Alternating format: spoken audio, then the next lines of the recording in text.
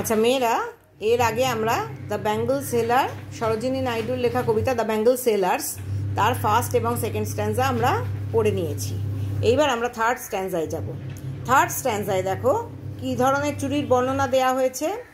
Some are like fields of sunlit corn, কিছু চুরি ঠিক যেন মনে হয় সূর্যালোকিত ভুট্টা ক্ষেতের মতো দেখতে।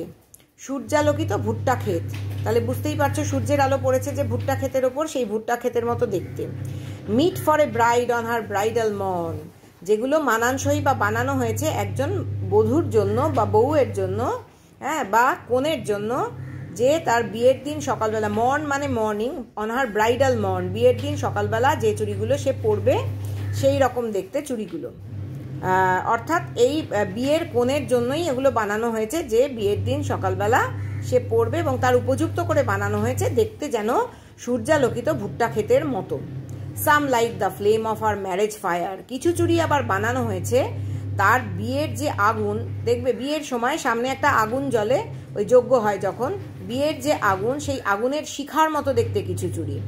Or rich with the hue of her heart's desire, কিছু চুড়ি আবার এমন রঙে রাঙানো ঠিক যেন তার হৃদয়ের কামনা বা হৃদয়ের আকাঙ্ক্ষা ঠিক যে রঙে রাঙানো সেই রঙে সমৃদ্ধ কিছু চুড়ি। টিংক্লিং, চুড়িগুলো টুংটাং আওয়াজ করছে। লুমিনাস, উজ্জ্বল সুন্দর। টেন্ডার, কোমল অ্যান্ড ক্লিয়ার, পরিষ্কার নির্মল।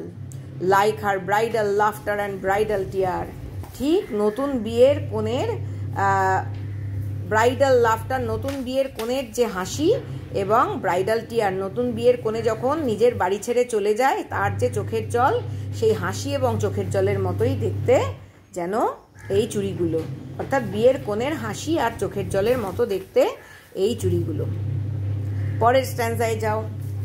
সাম আর purple and gold flecked grey, কিছু আছে আবার বেগুনি এবং কীরকম ধরনের সোনার গোল্ড ফ্লেকড, মানে সোনার ছোট ছোট বুটি দিয়ে আঁকা, এবং সোনার বুটি দিয়ে আঁকা ধূসর রঙের, অর্থাৎ ধূসর রঙের চুড়ির ওপর গোল্ড ফ্লেকড ছোট ছোট বুটি আর বা বেগুনি রঙের।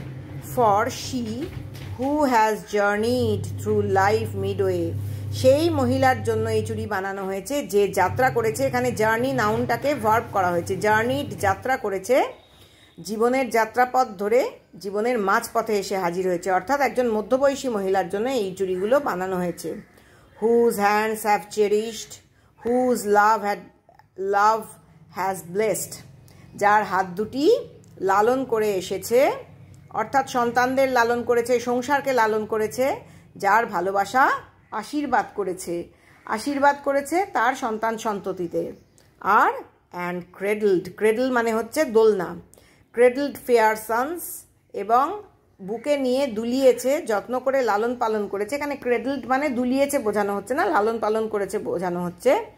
সে তার সুন্দর ছেলেদের তার বুকে দুলিয়ে, অন হার ফেথফুল ব্রেস্ট, তার বিশ্বস্ত বুকে লালন পালন করেছে সেই মহিলা।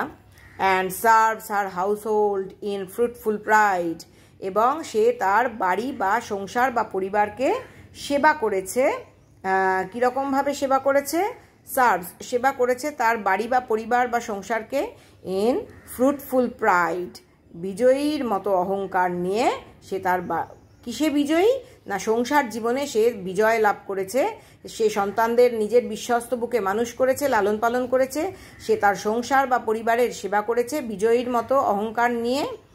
And worships the gods at her husband's side, এবং তার স্বামীর সঙ্গে একই সঙ্গে বসে, সে স্বামীর সঙ্গে একাসনে বসে সে তার ঈশ্বরকে পুজো করেছে বা ভগবানকে পুজো করেছে।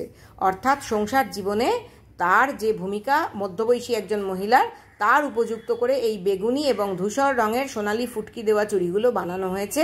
একজন মধ্যবয়সী মহিলা যে দায়িত্বশীল, যে লালন পালন করেছে তার সংসারকে, যে আশীর্বাদ করেছে তার সন্তান সন্ততিতে, তার বিশ্বস্ত বুকে করে নিয়ে সে দোলনার মতো করে বুকে নিয়ে যত্ন করেছে তার সুন্দর সন্তানদের, এবং তার পরিবার সংসারের সেবা করেছে বিজয়ীর অহংকার নিয়ে, এবং নিজের স্বামীর পাশে বসে এক আসনে বসে সে তার ঈশ্বরের পুজো করেছে।